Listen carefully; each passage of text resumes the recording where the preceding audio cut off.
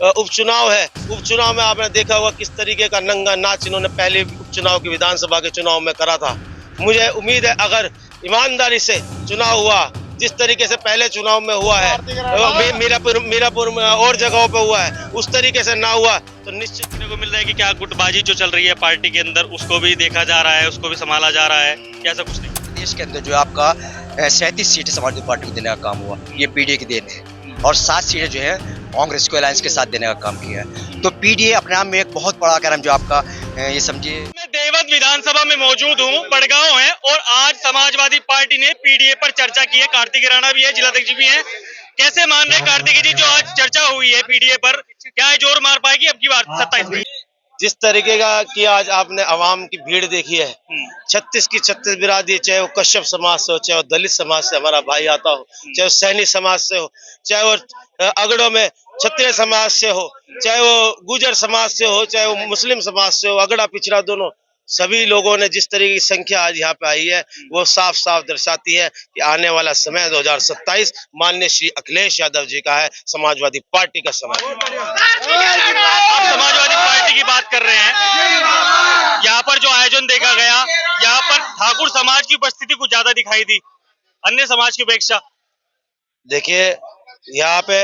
हजारों की तादाद में लोग थे और ठाकुर समाज आप किसी को देख के नहीं बता सकते कितनी पगड़ी आपने देखी होगी यहाँ पे। या हमारा एक एक उस तरह का कार्यकर्ता जो अभी यहाँ से साइकिल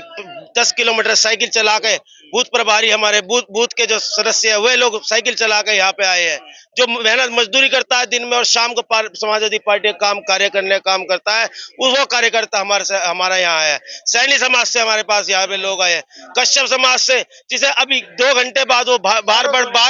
बड़गांव में अपने अपने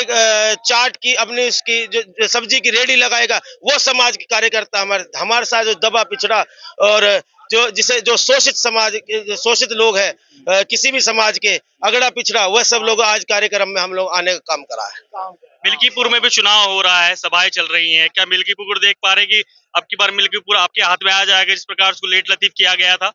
देखिए, जैसे जिस तरीके से माननीय श्री अखिलेश यादव जी हमारे राष्ट्रीय अध्यक्ष जी ने कहा, अगर ईमानदारी से चुनाव हुआ तो निश्चित रूप से, चूंकि उपचुनाव है, उपचुनाव में आपने देखा होगा किस तरीके का नंगा नाच इन्होंने पहले उपचुनाव की विधानसभा के चुनाव में करा था। मुझे उम्मीद है अगर ईमानदारी से चुनाव हुआ, जिस तरीके से पहले चुनाव में हुआ है, मीरापुर में और जगहों पे हुआ है, उस तरीके से ना हुआ तो निश्चित रूप से समाजवादी पार्टी कई हजार वोट से जीतने का कामयाबी कोशिश करेगी। सपा के जिलाध्यक्ष भी मेरे साथ मौजूद है। भाई साहब, क्या मानते हैं, पीडीए की चर्चा हुई, क्या संदेश जाएगा लोगों के बीच में? पीडीए की चर्चा तो 2024 के चुनाव के अंदर हो गई थी। पीडीए गठन भी 2024 से पहले हुआ था और आपने रिजल्ट देखा होगा वहां पर उत्तर प्रदेश के अंदर जो है आपका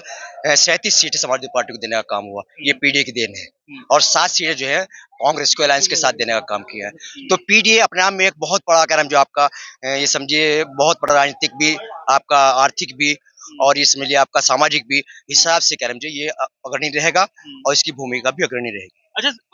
भाई साहब ये बताइए मुझे, जो ये रूपरेखा तय की गई है, क्योंकि हर क्षेत्र में हर जगह आशु मलिक भी जा रहे हैं, वो भी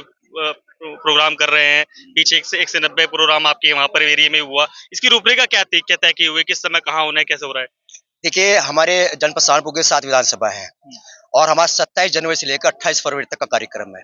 और हमने उसी हिसाब से जो गाइडलाइन हमको मिली थी, 7 विधानसभा के अंदर हम 4-4 जो है बड़े प्रोग्राम किए हैं और एक विधानसभा के अंदर हमने 7 दिन का बीच में गैप रखा है। जो हमने आपका माननीय अखिलेश यादव के द्वारा एक अपील की गई है, जिसको पर्चा वितरण कहा गया है, उसको हम ये चाहते हैं कि 7 दिन के बीच के अंदर जो है चौपालों में, चाय की दुकानों पर, घरों के अंदर बैठ करके इसकी चर्चा की जाए।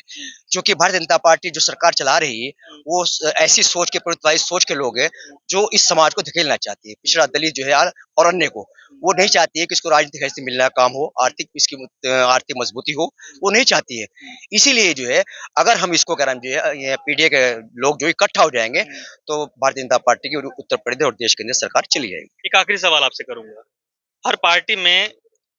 गठबंधन रहता है, बातचीत रहती है, किसी में मतभेद रहता है, गुट रहते हैं तैयार, तो ये भी देखने को मिल रहा है कि क्या गुटबाजी जो चल रही है पार्टी के अंदर उसको भी देखा जा रहा है, उसको भी संभाला जा रहा है, या ऐसा कुछ नहीं है? देखिए, समाजवादी पार्टी के अंदर ग्रुप तो है ही नहीं है। आप सातों विधानसभा के अंदर जो भी हमारे कर्म जो है, नेता समझ लिए, कार्यकर्ता समझ लिए, वो सब एक मंच पर आकर समाजवादी पार्टी कार्यालय में बैठ करके एक राय होकर के कार्यक्रम तय किए गए थे। और उसी कड़ी में जो है हर विधानसभा के अंदर अलग अलग जो जिम्मेदारी दे रहे हैं, काम किया है, वो अपने हिसाब से नहीं कर रहे हैं, बल्कि समाजवादी पार्टी की जिला के अध्यक्ष के नाते से और गाइडलाइन के नाते से सबको अलग अलग जो जिम्मेदारी देने का काम हुआ, ताकि क्या नाम जो है, इसमें सबकी भागीदारी सुनिश्चित की जा सके। ठीक है, तो ये तो पहलू गाजी और कार्तिक राणा जिन्होंने जिन लोग आके बातचीत की, आपको खबर कैसी लगी? कमेंट सेक्शन में धन्यवाद।